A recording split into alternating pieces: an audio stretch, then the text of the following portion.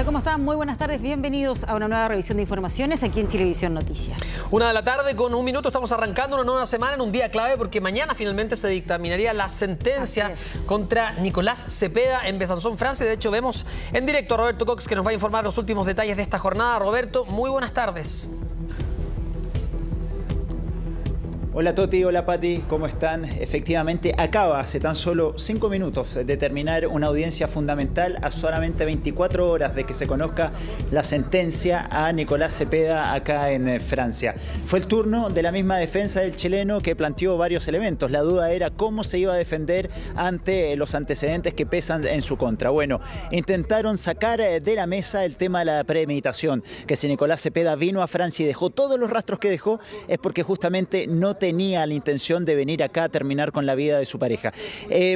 Tenemos acá a Monsieur Rondal, él es el abogado de Arthur del Piccolo. Vamos a aprovechar de hacerle enseguida algunas preguntas para liberarlo. Tuvo la gentileza de esperarnos. Merci beaucoup encore une fois, Monsieur Rondal, pour être avec nous. Bon, vous attendez la défense que Madame Lafont a fait sur Nicolás Cepeda. Le pregunto si ellos esperaban un poco la defensa que finalmente hace Madame Lafont de su defendido, de Nicolás Cepeda. Alors, pas vraiment. C'est une défense qui a beaucoup évolué depuis le début du procès, où au début du procès, il plaidait purement et simplement l'acquittement. Sí, es una defensa que evolucionó mucho desde el principio de este juicio. Al principio ellos simplemente querían que la absolución de Nicolás Cepeda, pero esto ha evolucionado. Aujourd'hui, on plaide essentiellement l'absence de préméditation. Sí, ahora lo que alega justamente la defensa de Nicolás Cepeda es la ausencia de premeditación, que recordemos es el agravante en esto. Et subsidiairement, l'absence de culpabilité, mais subsidiairement. Y de forma también paralela, la ausencia de culpabilidad. Qu'est-ce que ça veut dire ça, l'absence de culpabilité? ¿Qué quiere decir esto de la ausencia de culpabilidad? Ça veut dire qu'on plaide l'acquittement, mais on plaide deux choses, dont l'absence de préméditation avec plus de force que l'absence de culpabilité.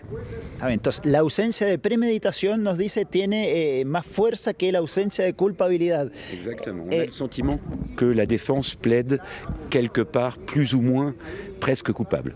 Voilà. Presque coupable. Que presque coupable. Voilà. Claro, lo que plantea entonces, según Rondal, es que la defensa plantea que él es casi culpable, pero no es totalmente culpable. Ça veut dire qu'il reconnaît qu'il y a un peu de culpabilité dans Nicolás Cepeda. Reconoce que c'est une possibilité, effectivement. Sí, que hay una posibilidad de alguna pequeña culpabilidad de Nicolás Cepeda. D'assassinat, uniquement de meurtre s'il l'a tué. Pero no de asesinato, pero alors j'arrive pas à comprendre très bien, le digo que no logro entender muy bien lo que quiere hacer. C'est avec la préméditation, sí. Le meurtre c'est sans préméditation. Está bien, entonces, ahora entendí bien, el asesinato es con premeditación, es lo que se está planteando en este juicio, y el homicidio es sin premeditación. Alors, ils disent que peut-être il l'a tué, mais il n'a pas voulu la tuer, il n'est pas venu ici pour la tuer, tal vez vino acá sin la intención de matarla. Ils disent, et c'est ça qui est compliqué avec la ligne de défense, c'est que ils ne sont pas persuadés qu'il est coupable, mais sans aller jusqu'au bout de cette démonstration. C'est assez particulier. Voilà. Je n'y peux rien. C'est ce que la défense a plaidé, l'absence de préméditation et le fait qu'il existait certaines zones d'ombre et qu'il pourrait être innocent. On en est là. Voilà. Claro, dicen que tal vez podría ser culpable, pero no del todo, que fue una duda ahí que plantea la defensa. Aprovecho, chicos, de pedirles que me llamen de nuevo porque acabo de perder el retorno. Ok, pour finir, Monsieur Rondal, para terminar, qu'est-ce qu'on peut attendre demain? On demande la perpétuité, le piden la perpetuidad, la cadena perpetua para Nicolás Cepeda, mais est-ce que peut-être il pourra s'en sortir, être coupable, mais sans la perpétuité, de ser culpable, pero sin una cadena perpetua? C'est tout à fait une possibilité. Es una posibilidad. C'est tout à fait une possibilité. Et bien sûr, si on ne retient pas la préméditation, c'est de nature à faire baisser, en principe, les peines prononcées. Claro, sin la premeditación no logra estar en juego, finalmente la pena va a poder ser menor. Si, par exemple, vous considérez quel type de peine ça serait un succès pour votre défendu? Moi, je ne considère rien. La peine, nous, ce qu'on veut, c'est qu'il soit déclaré coupable.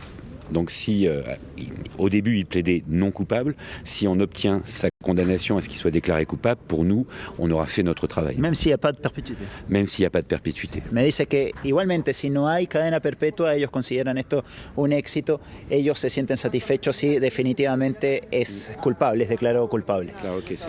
Rondal, merci beaucoup encore une fois. À demain. À demain.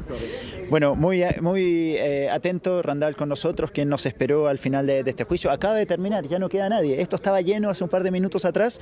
Les pido por favor que me llamen porque perdí el retorno. Esto estaba lleno. Incluso afuera, en la vereda, también estaba repleto de personas, alrededor de 70 personas que no pudieron entrar porque fue lejos el día con más gente acá en el Tribunal de Justicia de Besanzón, porque eran los alegatos finales de las partes. A ver, recapitulemos brevemente lo que pasó en el día de hoy. Por un lado, partió la defensa, o mejor dicho, la abogada de la familia Kurosaki hablando, la abogada Sylvie Jallet, quien hizo un recuento de cómo se conoció Nicolás con Narumi, cómo fue su relación y cómo fueron los días previos y los días durante y posteriores también a la visita de Nicolás Cepeda acá en Francia. Después fue el turno de Rondal, con quien estábamos hablando recién. Su intervención fue más cortita, donde también detalló antecedentes de este caso. Y después la exposición más larga fue tal vez la del fiscal, quien dio a conocer una vez más todos los datos que hemos dado a conocer durante todos estos días, todos los antecedentes, todas las sospechas, todos los datos recabados por los investigadores que, si los volvemos a revisar actualmente, podríamos estar horas revisándolos, pero los hemos venido también comentando en todos estos días. Y al final, lo más interesante de todo, al final era la defensa de Nicolás Cepeda, quien se había expresado poco durante este juicio, quien se había limitado a hacer interrogaciones de los distintos testigos que hubo en este caso, pero que en esta ocasión expuso sus argumentos. ¿Qué pretende la defensa de Nicolás Cepeda? Pretende demostrar de que acá no hubo un asesinato con premeditación. Dice, acá puede haber un asesinato, pero sin premeditación, porque justamente la premeditación es lo que agrava la pena, lo que podría entregarle a Nicolás Cepeda, una cadena perpetua acá en Francia. ¿Y cómo lo hizo? Dijo, bueno, ¿cómo puede ser posible que Nicolás Cepeda haya venido acá en Francia y haya dejado tantos rastros en su camino? Hizo compras con tarjetas de crédito, arrendó un auto en Dijon, estuvo acá en Besanzón, caminó por el centro, fue a dormir a un hotel cercano también acá a 30 kilómetros, en Ornón, que fue justamente el pueblito donde también comió con su expareja japonesa. Entonces, ¿cómo puede ser que una persona que viene acá con la intención de terminar con la vida de otra persona haya dejado tantos rastros? Punto número 1. Sin premeditación, lo que nos decía Rondal, la pena podría ser menor a la cadena perpetua. Ahora, lo que plantea la defensa de Nicolás Cepeda es que tal vez puede ser culpable, Es más, terminan este alegato con una frase que da para pensar. Ellas dicen, la misma defensa de Nicolás Cepeda dicen, si él es culpable, él nunca lo va a reconocer, sembrando también un manto de dudas sobre lo que pudo haber sido su participación. Después se habló también del crimen en sí y de la desaparición en sí. La abogada dijo, a ver, se establece que Nicolás Cepeda se detuvo 2 veces en una madrugada en esa famosa zona boscosa acá cerca de Besanzón. Sin embargo, luego de establecer los puntos en los que se detuvo, un gran contingente de policías acude a la zona a buscar el cuerpo. 150 policías peinando toda una zona para ver si finalmente aparece el cuerpo de Narumi, y el cuerpo nunca apareció. Lo que establece que si no se encuentra el cuerpo no podríamos estar hablando de un homicidio propiamente tal.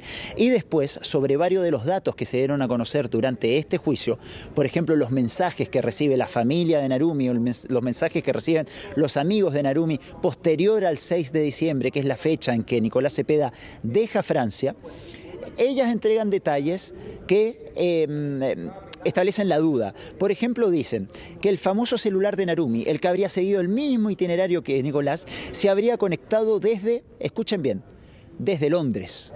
¿Por qué llama la atención esto?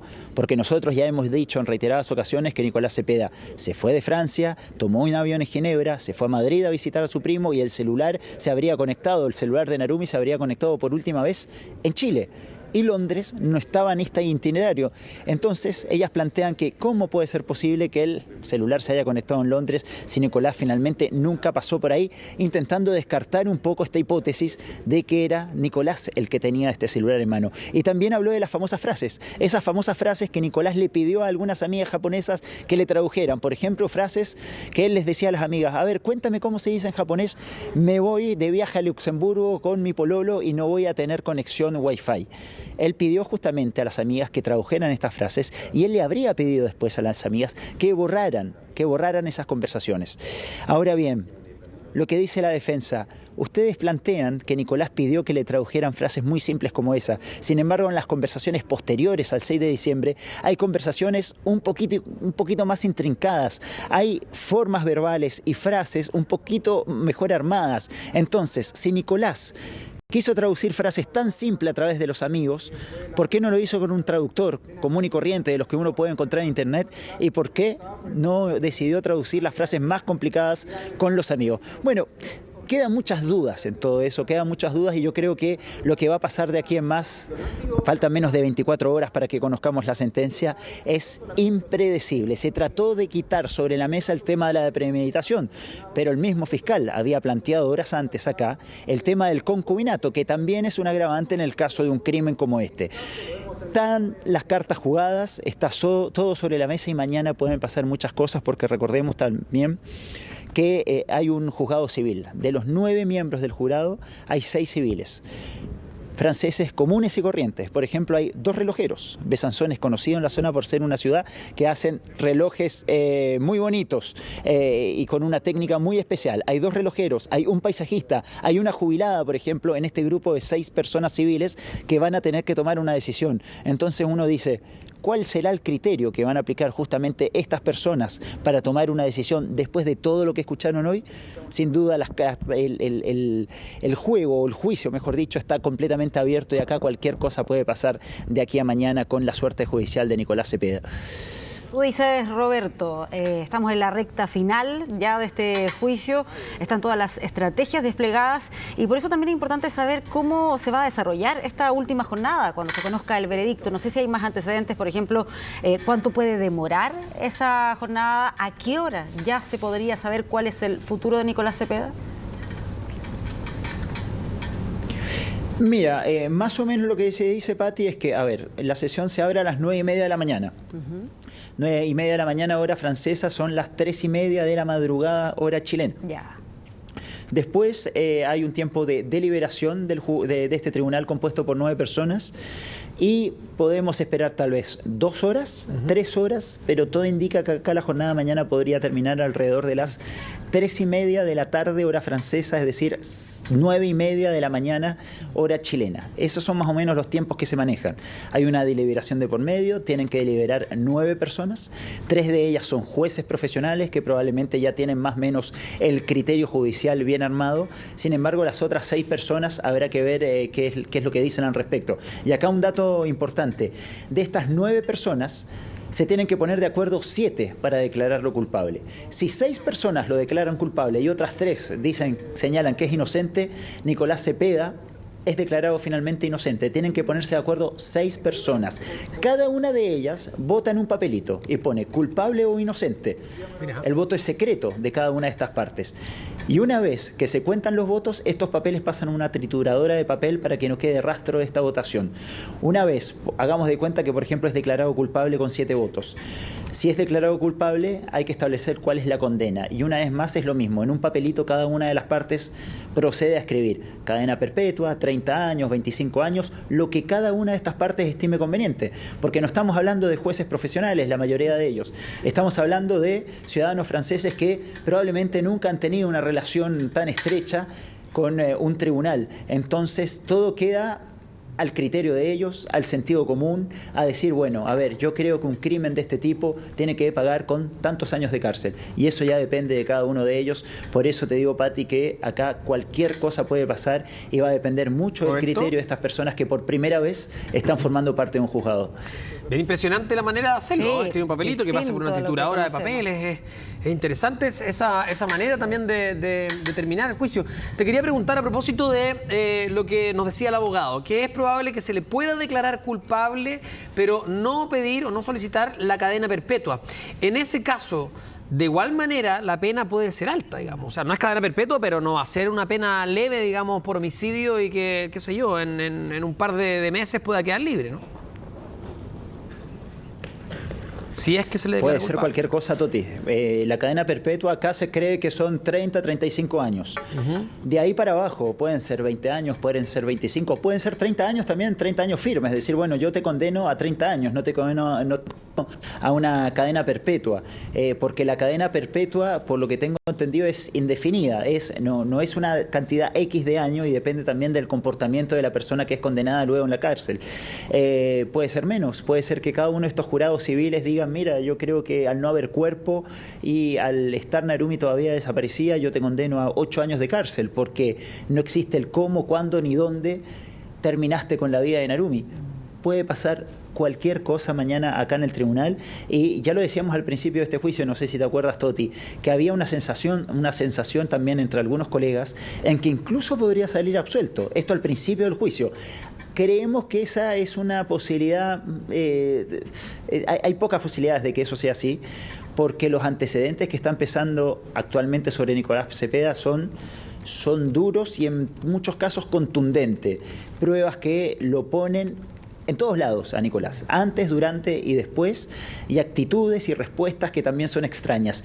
Y en relación a esas respuestas que da Nicolás, respuestas que hemos analizado ampliamente en los distintos noticieros del canal, la misma defensa plantea, Nicolás no tiene la capacidad de defenderse, Nicolás no sabe mentir, y hay algunas respuestas, esto lo dijo la abogada, hay algunas respuestas que en este juicio a ustedes les han dado risa, lo cual lamento mucho que hayan sacado algunas risas las respuestas de mi defendido, pero esto es porque él no sabe mentir y no se sabe defender, decía justamente la abogada del propio Nicolás Cepeda. Sí, Roberto. Apuntando a la honestidad con que respondió todas las preguntas que le hicieron, probablemente parte de la defensa. Claro, que fue parte importante de lo que vimos a lo largo de todos estos días, que tú nos ibas a ir relatando, Roberto. Pero me quería detener en eso que mencionabas tú y que es tan llamativo, por lo menos si lo comparamos con la realidad nuestra. Son 6 personas comunes y corrientes que por sorteo terminan convirtiéndose en jueces y teniendo que determinar el futuro del chileno Nicolás Cepeda. ¿Se conoce algo más respecto de ellos? Algo tú mencionabas ahí del perfil o de las profesiones que tienen cada uno. ¿Qué más se sabe de ellos? Son 6 personas, en un caso así donde hay una mujer, en el caso de una mujer muerta, se intenta que el tribunal sea lo más paritario posible. No puede ser del todo paritario porque obviamente el número es impar, pero se intenta que sea bastante equilibrado entre hombres y mujeres, porque se entiende que en el caso del homicidio de una mujer, tal vez un jurado mujer pueda tener más empatía con la víctima, por eso se trata de ser equilibrado. Cada una de las partes, tanto la abogada de la familia Kurosaki como la defensa de Nicolás Cepeda, pueden rechazar hasta en 3 oportunidades a miembros de este jurado. Y sin ninguna razón aparente. Es decir, por ejemplo, la abogada de Nicolás Cepeda pudo haber llegado el primer día y haber dicho no me gusta la cara de tal juez, de tal miembro del tribunal, no quiero que esté ahí sentado. Se lo expulsa del tribunal y viene una persona más también salida por sorteo. Es un sorteo donde cualquier francés mayor de 18 años sin antecedentes penales puede ser juez y parte en este caso. En el fondo lo que dice la Constitución francesa es el pueblo francés juzgando al pueblo francés, que se juzgan entre ellos. Ese es el concepto que maneja todo esto. ¿Son personas que viven en Besanzón o pueden viajar de otra ciudad? Pueden viajar de otra ciudad, en este caso la mayoría son de Besanzón. Hay 2 relojeros, esta es una ciudad muy conocida acá en la zona por sus relojes. Hay 2 relojeros, hay un paisajista y hay una jubilada. Les debo la profesión o el oficio de las otras 2 personas, pero como pueden ver, 2 relojeros, un paisajista, una mujer jubilada, hay de todo. Es un tribunal casi paritario en cuanto al género, es un tribunal que tiene todo tipo de edades. Pero acá hay algo que cambió en los últimos años en Francia. Es que anteriormente en Francia bastaba con decir es culpable o inocente. Y de hecho Francia tuvo problemas ante organismos internacionales porque se señaló que en Francia no es, o sea, se estaba culpando a Francia de juzgar a personas simplemente levantando el dedo o bajando el dedo. Entonces, ahí hubo un cambio en la ley y hace un tiempo atrás, Francia, ahora es obligación en Francia dar la explicación del por qué una persona es culpable. No basta con decir simplemente culpable e inocente. Si es declarado culpable, hay que decir por qué uno cree que es culpable. No así si es inocente. Si es inocente, basta con decir yo creo que es inocente y se acabó el tema. Pero si una de estas personas que escribe estos papelitos toma la decisión de declararlo culpable, tiene que explicar el por qué cree que es culpable. Y también lo que cambió este año es la composición del quórum. Anteriormente en Francia bastaba con que 6 jueces se pusieran de acuerdo para finalmente lograr la culpabilidad y la condena de una persona. Ahora tienen que ser 7. Y esto es a partir de este año. A partir del 1 de enero de este año se amplió el quórum, lo que fue interpretado por algunos medios locales como algo positivo para Nicolás Cepeda, porque ahora Nicolás sabe que son 7 los que se tienen que poner de acuerdo y no 6, lo cual eleva la dificultad tal vez para llegar a un acuerdo de parte de este tribunal. Claro. Matemáticamente iba a ser más difícil culparlo. Respecto a algo que nos dijiste la semana pasada, que es clave, Roberto, tú dijiste que te habías encontrado con una chica que había participado en una de las audiencias y te había dicho, bueno, pero esto no termina acá porque siguen las apelaciones. ¿Existe la figura de prisión preventiva? Pongámonos el caso de que es declarado culpable Nicolás Cepeda, pero la defensa de él quiere apelar. ¿Queda en prisión preventiva? ¿Se puede ir a su casa? ¿Cómo funciona? ¿Quién toma esa determinación? Pero te voy a responder la pregunta, Toti, respecto a la prisión preventiva. Yo no los estoy escuchando en este momento. Existe el tema de la prisión preventiva. Acá lo que todo el mundo señala es que acá va a haber una apelación sí o sí. Sí o sí va a haber apelación. Pase lo que pase mañana, va a haber una apelación. Ahora bien, una vez que esa apelación esté en curso, hay que ver si Nicolás Cepeda pasa sus días en libertad, que es algo que creemos que podría optar la defensa. Es decir, bueno, ahora estamos apelando, no hay una sentencia firme, entonces creemos que nuestro defendido tiene que estar en las calles libre esperando que esto se retome. No sabemos qué va a pasar ahí, porque, ojo, estamos en la Unión Europea y acá las fronteras no es como en nuestros países, no es como, por ejemplo, cuando yo tomo el auto y quiero ir a Mendoza, donde tengo que hacer una fila eterna para pasar del lado argentino, tengo que pasar la aduana chilena, tengo que pasar la aduana argentina, me revisan el auto y es todo muy engorroso. Acá en la Unión Europea yo puedo pasar de un país al otro y nadie me va a controlar. De hecho, estamos acá cerca de la frontera con Suiza, que Suiza no forma parte de la Unión Europea, y si yo paso en auto a las 3 de la mañana, probablemente nadie me controle. Pueda pasar de un lado a otro sin ningún problema. Nosotros, de hecho, cuando venimos a cubrir este caso acá a Europa, aterrizamos en Ámsterdam. Ahí nos revisaron el pasaporte, nos sellaron el pasaporte, pero una vez que tomamos el vuelo de Ámsterdam a París, ya no nos revisaron ningún pasaporte porque ya estábamos en la Unión Europea. ¿Qué quiero decir con esto? Que si Nicolás Cepeda queda en libertad esperando un juicio de apelación, Nicolás Cepeda en un día podría aparecer en cualquier otro país de la Unión Europea. Podría aparecer en España, en Italia, en Portugal, en Alemania, en cualquier otro país de la Unión Europea sin mayor control. Creo que va a ser complicado para él después salir de los límites de la Unión Europea si tiene esta orden de arraigo esperando el juicio de apelación. Pero ese mismo juicio, por lo que nos dicen acá algunas personas, podría durar años, de 3 a 4 años, incluso ahí podría reducirse alguna pena a Nicolás, así que espera una larga batalla judicial, al menos acá en Francia, Toti. No sé si Roberto nos está escuchando ahora porque se había ahí perdido el contacto, pero sí, ahora sí. Ahora sí los escucho. Roberto, ya. Me queda solo una duda con eso de la apelación. Es interesante porque toma harto tiempo ver ahí cuáles son las medidas cautelares, si esa prisión preventiva o más bien la orden de arraigo. Pero, ¿qué instancia es la que después resuelve? ¿Son otros jueces? ¿Es el mismo sistema? ¿Hay más detalle también al respecto? Pasa a otra corte, a la Corte de Apelaciones, que está acá mismo, en el Palacio de Justicia. Ya. El otro día nos mostraron la Corte de Apelaciones, la sala es una sala que data de la Revolución Francesa, una sala muy bonita, muy antigua, y pasa a esa son otros jueces, es un proceso completamente nuevo, que incluso podría reanudarse en un par de años más. Pero todo depende, yo creo, de la pena de mañana también. Porque lo que nos señalaban algunos abogados, por ejemplo el mismo Randall que acabamos de entrevistar, es que si finalmente Nicolás Cepeda es declarado culpable, lo más probable es que le pese una pena muy, muy fuerte. Es decir, si es declarado culpable por el homicidio y por la desaparición de Narumi, estaríamos hablando una vez más de una pena muy fuerte, que sin duda esa sí va a ser apelada por su defensa. Ahora, si la pena no es una cadena perpetua como lo que está pidiendo la Fiscalía, ahí tendríamos que ver si finalmente Jacqueline Lafont, la abogada de Nicolás Cepeda, decide apelar. Tenemos las palabras de la abogada Sylvie Gallet. Ella representa a la familia Kurosaki. Escuchemos qué nos dijo más temprano, justamente acá en uno de los recesos. Très difficile émotionnellement ¿Fue muy difícil emocionalmente? parce que naturellement j'ai été obligée d'aborder des sujets très douloureux comme le moment où Narumi est morte ou la disparition de son corps. Tuvo que abordar momentos muy difíciles como el momento en que murió Narumi y la desaparición de su cuerpo. Et forcément ça a été une douleur supplémentaire pour les parents d'entendre des paroles comme ça et de réaliser qu'on est au bout du procès. Sí, y fue muy duro para los padres escuchar esto y darse cuenta, los padres, la mamá sobre todo de Narumi, y darse cuenta que estamos llegando al final de este juicio. Que finalement elles repartent avec les mêmes questions.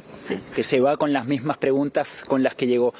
¿Vous pensez qu'il y aura un autre final ici, que peut-être il va avouer à la fin de ce procès? Si piensa que Nicolás podrá tal vez confesar al final y entregar esas respuestas. Non, là, ses avocats vont plaider et puis ils vont plaider son innocence. Ils vont Van a pedir su inocencia los abogados. dans le rôle de leur défense. Donc non, les débats sont verrouillés depuis vendredi et il n'y a plus aucun espoir de la moindre révélation. Sí, los debates y las deliberaciones están trabadas desde el viernes y ya no hay ningún tipo de deliberación entre las partes.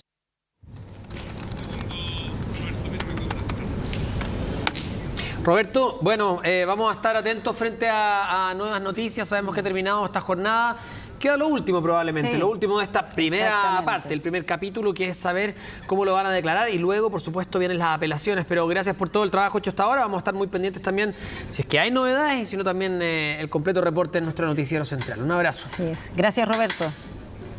Acá seguiremos al pie del cañón, Toti, como hemos estado desde el principio, así que nos vamos hasta el final del juicio. Muy bien. Bien, bien. Chao, Roberto. Chao.